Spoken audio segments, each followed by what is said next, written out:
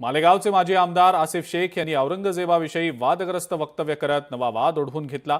शेख यांच्या या वादग्रस्त वक्तव्यानंतर आता तीव्र प्रतिक्रिया उमटत आहेत। राष्ट्रवादी काँग्रेस नगर शहराचे आमदार संग्राम जगताप यांनी यावर तीव्र प्रतिक्रिया दिलेली असून औरंगजेब हा भारतीय किंवा महाराष्ट्रीय नव्हता, त्याची वंशावळ परकीय देशातली होती, त्यामुळे आसिफ शेख हे महाराष्ट्रातले आहेत का असा प्रश्न उपस्थित त्यांनी केलेला आहे। औरंगजेबाचे उदात्तीकरण करणाऱ्या या लोकांचा डीएनए तपासला पाहिजे असा टोला देखील त्यांनी लगावलाय। ज्यांना औरंगजेबाचं गुणगान गायचंय त्यांनी भारत देश सोडून पाकिस्तान किंवा पॅलेस्टाईनमध्ये जावं असा टोला सुद्धा जगताप यांनी लगावलाय। औरंगजेबाची पैदाइश ही भारतीय नव्हती, त्यांची वंशावळ त्या औरंग्याची ही परकीय तो मुसलमान होता।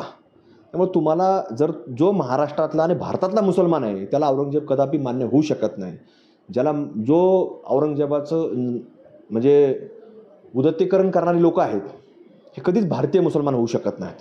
त्यामुळे कदाचित याचाही डीएनए चेक करावं लागणार आहे की हा कुठली व्यक्ती आहेत आणि ज्याला औरंगजेब लागत असेल त्यांनी त्या फिलिस्तीनला जावं, पाकिस्तानमध्ये जावं, भारत देश सोडावा। लोकशाही मराठी ऐका, पहा, जागरूक रहा।